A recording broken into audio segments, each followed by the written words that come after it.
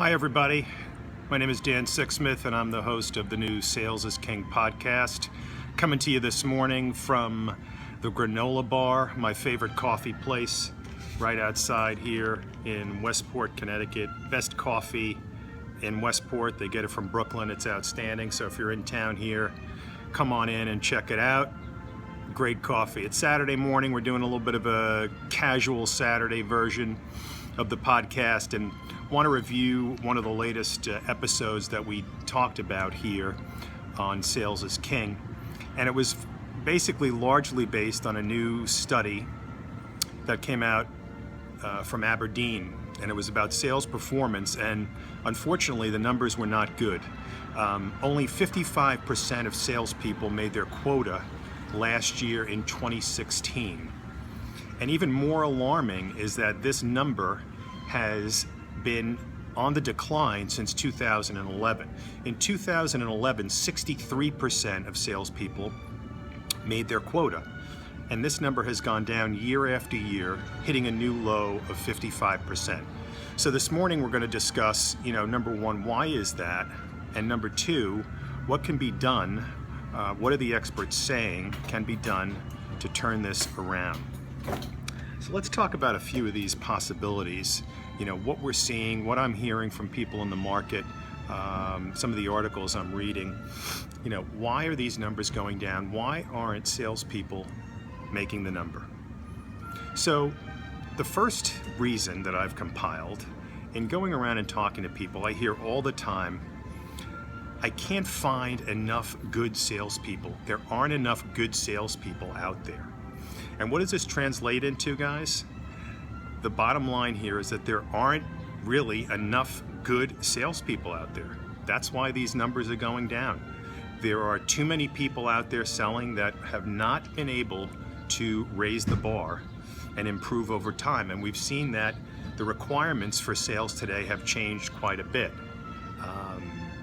The old school kind of selling on feature, function, price, and strictly relationships are not good enough.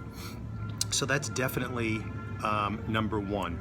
Number two, looking at that Aberdeen study, in addition to these quota numbers going down, quota attainment numbers going down, the actual quotas themselves have gone up by 33% over the last 4 years.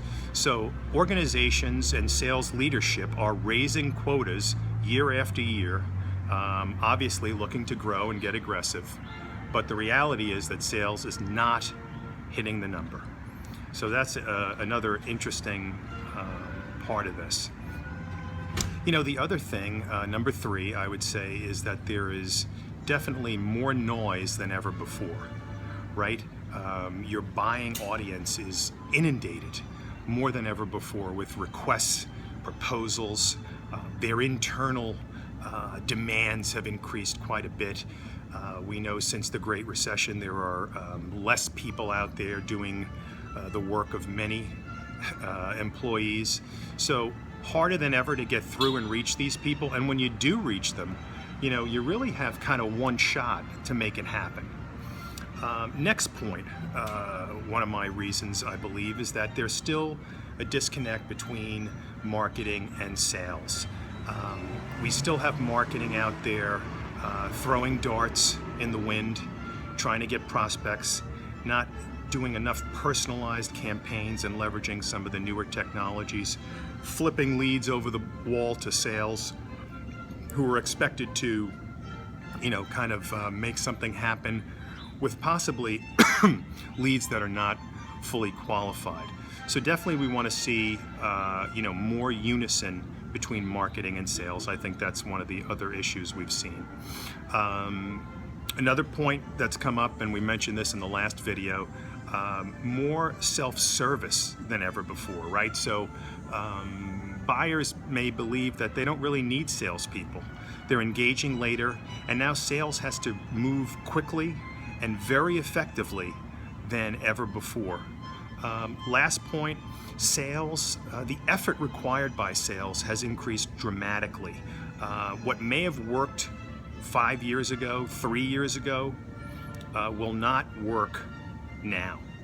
the effort required really has to go up by 2 or 3x of what you were doing before. So those are some of the reasons why I believe that the sales numbers quota attainment has gone down. So let's talk a little bit about, what can we do to improve this? How will sales start to turn around this numbers, and where will it bottom out? First and foremost, let's talk about some of the things that sales can do today. Number one, more social selling. We've talked about this in some of our other episodes. Social selling is definitely key.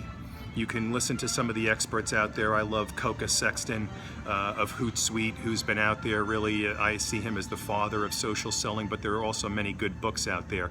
In social selling, what that means is, many different things, but I'll boil it down to number one. If you're in sales today and you're on LinkedIn, you should have a very, very active profile.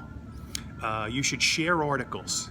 You should do things like this. Do a video, become a subject matter expert, do a podcast, tweet, be active on social, number one. So when someone comes, and you're trying to sell someone something, and they come to your LinkedIn profile, they see, wow, this guy's a subject matter expert, he knows his stuff, he's active, he's sharing. So that's number one. Your profile has got to be really up to snuff. Secondly, LinkedIn is a phenomenal tool, and Twitter as well, to understand what your prospects are sharing. What's important to them, what are their challenges, what are their priorities. And you can use that to personalize your approach, whether it be on an intro email or perhaps when you first get into the meeting. So those are two key, very simple areas in social selling where you can leverage ways to potentially drive more business. Number two, let's talk about some of the new technologies that are out there. Certainly ABM is hot right now, and with good reason, because there's so much more opportunity within your current account base that's not being leveraged to upsell and cross-sell.